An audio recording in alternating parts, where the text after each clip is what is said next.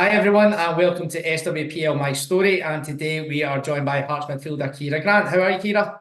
I'm good. Thank you for having me on. No, not at all. It's been great to have you along, and it's going to be a really interesting chat given that we are doing this segment on SWPL Home and Abroad. You're one of the players that's came to our league, so it'll be good to hear it from your perspective on things that we've got right, things that we can further improve on. So just to start us off, just give us a bit of background on yourself, how you got started in football, your pathway in Ireland to get to the point where you came across to Scotland. Okay. Yeah, so probably very similar to a lot of the girls in the league. Grew up, I have three brothers, one older and two youngers, and I was very lucky to grow up 200 meters away from a local council pitch. So spent many of my days just playing there with my brothers, and then joined all boys team when I was about 7. Played in that up until about 10, 12, then started playing with the girls as well. But played with the boys right up until under 16s, which was brilliant. The league, actually, the boys' league at the time, kept writing me letters, saying that I was no longer insured and that I wasn't allowed to play anymore. But my dad, kept asking the other managers was it all right if I played. And then, yeah, at about 13 or 14, I got picked for the Irish schools team, and we play actually Scotland, Wales, England in the Bob Doherty tournament. So I was played that for a year or two. And then from there, that was where my international career took off, and made the under 17 squad, and that was like an incredible squad. I was on that for a few years as well, and we ended up getting to the World Cup in 2018 and coming second in Europe as well. So that, like, even just growing up through my teenage life, like, that was just an incredible taste of like what football could give me, how amazing it was, and all of the places I've been, people I met. Like, some of the girls on those Irish teams are still my best friends today, which is just, it's incredible. 20 years later, and you're still very good friends with them all. And then I got a scholarship to UCD in Dublin to study medicine, which is a 6-year course. And at the time, the National League in Ireland, so similar to the SWPL here, was just starting. So literally my first year in uni was the first year of the league starting. And it was a winter league at the time too, so it was perfect because it was literally like the same academic year. So I was just playing football and studying just as I'd done my entire life. So it was just normal for me. And then at 19, I got called up for my first international cap, which was pretty surreal experience. My first cap was against the United States in the States in front of, I think, about 30,000 people. So that was just all a bit mad. And then played on the Irish team, did college, just kind of went with the flow back then. That's just what you did, but it wasn't as competitive as it is now. And I suppose then near the end of my medical career, it was getting harder, and we were in the wards, 10 hours a day trying to study, trying to play football. So I actually made the decision in 2016 to give up football. And I spent 2 years out. I played some Gaelic football back home in Donegal, which is our national sport, which is a very competitive sport. It's probably the most professional amateur sport in the world. And then in 2019, I had started doing some work as a doctor with the FAI. So again, both sides of my career kind of linking to football, and that kind of gave me a little itch to get back playing football. And I was back home in Donegal at that stage, so I signed with Swifts in the Northern Irish League, and I just had a bit of crack. Really enjoyed that season. Didn't put any pressure on myself, and yeah, we just went back to see if I still loved the game, and I definitely did. So from there, I tried to apply for a job up in Dublin that would allow me to get back playing with Shelburne I signed with. And it was a teaching job with RCSI, so it was much more feasible than working in the hospital for 12 hours a day. And that's when I started playing with Shelburne. COVID hit and stuff, so it was all a bit, kind of put on the back burner for a wee while. But I made the Irish team home-based training squad again, and then within a couple of months, I was back in the squad. And that brought me right up to kind of like July 2021. I had just got back into the Irish squad, and the difference was night and day. So when I used to play back in college on the Irish squad, it was like maybe 5 players played professionally, played abroad. And then when I got back in 2021, it was maybe like 2 or 3 players were amateur. So I kind of quickly knew if I wanted to stay in the Irish team, I was going to have to go full time. And yeah, it wasn't an easy option. Giving up a career when a lot of teams are professional, but the wages is quite different to maybe some other jobs. And just when I studied and worked so hard to become a doctor, so it was a hard pull to leave. But I just spoke to lots of like senior colleagues, senior players, my friends and family, and everybody just said, why would you not? This is an incredible opportunity. So I started putting out some feelers.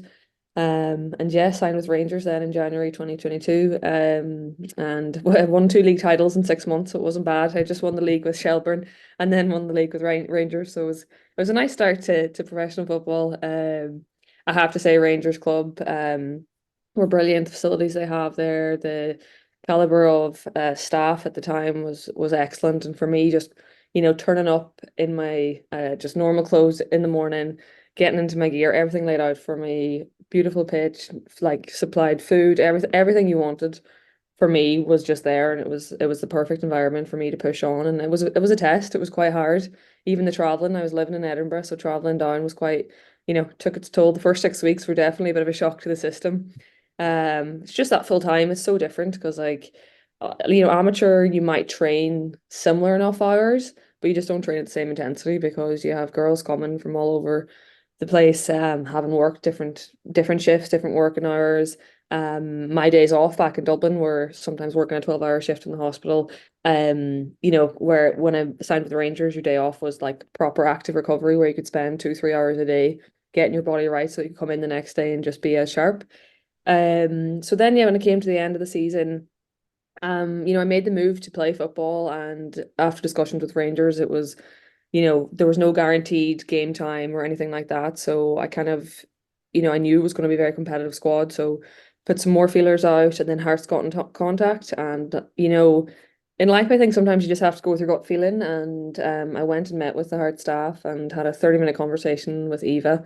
And after that, I was sold. I think I signed a few days later. And yeah, haven't looked back. Hearts is, it's a club that's transitioning from semi-pro to pro in quite a short space of time. Even from last year to this year, like we've a much more professional setup in terms of schedule, staff, even the facilities there, and new signings from the summer. But I think, it's just a great place to be because you're seeing the changes. And for me at my age in my career, I've been the amateur player. I've fought for even, a quarter of a pitch at times to train on different things in Dublin. And now to see a club starting to back the women's side in the right areas as well. And, because I do think some clubs sometimes jump too soon with their investment and stuff and things fold, whereas I think Hearts are doing it quite well and they're investing very cleverly.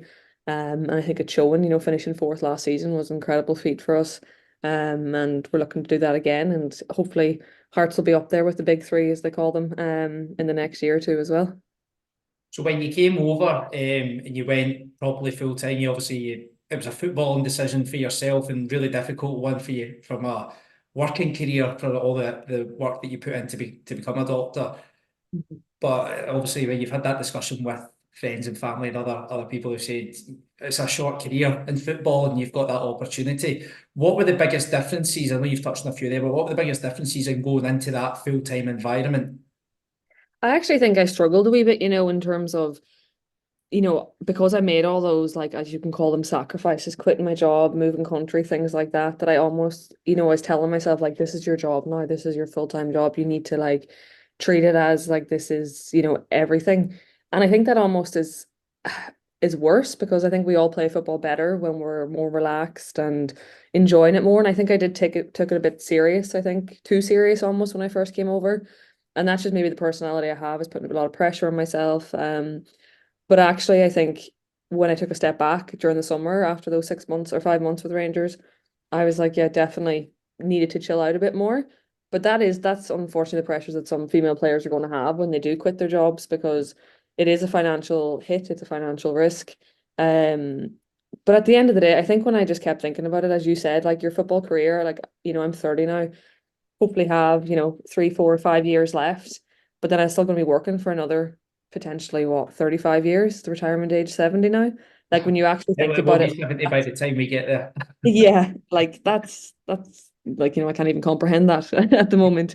Um, so I think, I just have to just keep going with the flow, and that's what I'm doing. And I think if I ever speak to any of my friends who are currently still working in the hospital, they like to remind me that, there's a lot worse things that I could be doing than playing football. And I also think just like for me at this age too, I thought my career was over. I thought I'd never see the day where I could be a professional footballer because at 18, Academics was just the bigger pull because yeah, there might have been some professional teams at that stage or semi-pro teams, but there wasn't anything really to entice me away from studying. Whereas now I have some, 17, 16-year-old girls calling me asking for advice that, maybe want to go to college and but clubs are looking at them and it's hard for me to give them advice because, there wasn't those opportunities when I was that age. But I must say, most of the girls in the league are doing some sort of course or have courses behind them. Like even in our team, we have solicitors, nurses, accountants, like a lot of very qualified people. Which is a nice environment too, because they're people you might not meet outside of football as well. I think that an important point we were just discussing before we came on regarding this full-time status, and that it's one that the clubs need to look at, that it has to be sustainable for the players. Because if you're coming in and, as you said, you take potentially taking a financial hit to become a professional full-time footballer in the female game, but it's a long career after you've stopped playing. So I think maybe measures need to be put in place to ensure the future of these players, that if a club's going to make a commitment to them to sacrifice other opportunities to be a footballer for that club, they need to make sure that they safeguard them as their careers are coming towards an end. Yeah, I think that's so important. And I think this is actually because like now you see in the men's game a lot of work's gone into academy level kind of players and boy side to try and get them prepared for if they don't make it after the academy, if they do only have a short career. Whereas in the women's game now, as you said, it's all happening so fast that things like that could be overlooked. And yeah, the professional status of some clubs out there, £100 a week to be expected to turn up to full-time training hours is quite hard for a lot of players. And I also think for the league itself to try and attract better players to Scotland, you're not going to be able to do that unless you do become fully professional. I know a lot of young players, and I would be very happy at 18, 19 to be given accommodation and some spending money.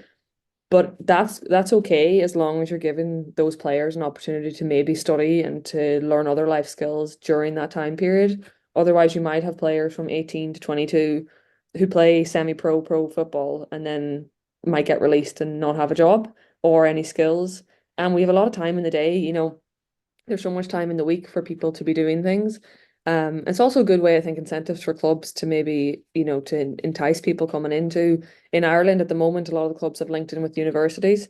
So they're almost scholarship-esque kind of contracts they're giving people. So you might get a free education whilst training full-time hours plus accommodation. And for a young player, that's a pretty nice place to be in. So it's almost like being a full-time student athlete, almost like the American system, but they're linking in with clubs. And I think that's a really good way to go forward as well, to help the women's game transition to a full time because obviously it's huge financial cost to try and go full time. And even like some of the men's teams in Scotland struggle as well to do that. So yeah, there's always alternative ways to try and get players in and as you said, look after them, not just on the pitch, but off the pitch as well. So, as you said, that your main reason for making the move to Scotland was football. Basically, it was to keep yourself within the international setup, which when you decided to come back and start playing, you managed to re-establish yourself locally, and then you realised that most of the players were based outside of Ireland. Mhm. It was obviously the right decision for you, and the highlight of your career, I'm expecting, when you look back, was being part of that squad that went to a World Cup. There's only a handful of players who can say that. But I'm not putting you on the spot, but can you just tell us what was that like going and representing your country? It was honestly amazing. And like as you said, it's just like for me to set myself that goal when I got back in the squad in 2021 and then to finally be in Australia in 2023, it was incredible. And that first game against Australia, like walking out, there were 78,000 people in the stadium. The Irish were loud and proud, and it was kind of pinch me moments the whole tournament. And then I suppose like since I've spoke to a few players too, because there's always a come down after a major tournament as well. And yeah, it's just like no matter what happened, like nobody can take that experience away from me. I was part of the squad, the 23 players that went to Australia, and the first Irish team ever to qualify for a major tournament. And Yeah, and with honestly some of the best women I've met in my life. Like the girls in that team are just incredible. Some of them I've known for 10, 15 years. Some of them like almost, half my age as well with a few very young players. Um, but no, it's just something special representing your country, no matter what it's for. And yeah, it's something I'll honestly never ever forget. And now, obviously, you're at Hearts. It's a fascinating battle for fourth place as it stands right now between yourselves, Hibs, and Partick Thistle. Yous are in the driving seat at the moment. Yous will be looking to solidify that fourth place finish from last season as well, and then obviously going forward, looking to bridge that gap to the teams above you. But how's it been as a season on reflection for your team? I think because we did so well last season, people maybe had quite high expectations of how we do this year. But I think it's a credit to the league. Partick Hibs have both like really strengthened their squad. Yes, we have as well, but it just shows like that top six is getting more and more competitive, and that's what you want in the league. I'm really looking forward to the split now. We play Dundee next weekend. If we get 3 points there, hopefully we are sitting happy in fourth before we go in. But it just means week in, week out, it's going to be competitive games. And I think that's where we want to test ourselves more. I think our squad and team has grown quite a lot from the start of the season. I think when a club makes that many signings, there is a, kind of teething issues almost of, just people coming in and new dynamics. And also, Eva's had a lot of time with the players that have been there to create her game plan and how she likes to play. So there's a lot of education too for the girls coming in. But I think no, I think things are starting to really click. And I think everybody's really looking forward to the split now. Us, Hibs and Partick have all taken points off the top three, and I think that's going to happen again before the season's out. So it's going to make a very interesting end for all the teams, I think. No, it's definitely been my highlight of the season is just watching that battle. And at some point, each of the teams has been sat in that fourth place, and there's only a point separating three teams going in. And as you say, each team's taking points off the other three, Glasgow City, Rangers, and Celtic. So it's all to play for, especially with it being so tight between those three as well. But it's a battle I'm really looking forward to seeing it in the running. But thanks so much for joining us today. Not at all. I've really enjoyed it, and just thanks again for promoting the league as well. It's great to watch these every week. Not a problem at all. And thanks everyone for joining us on SWPL My Story.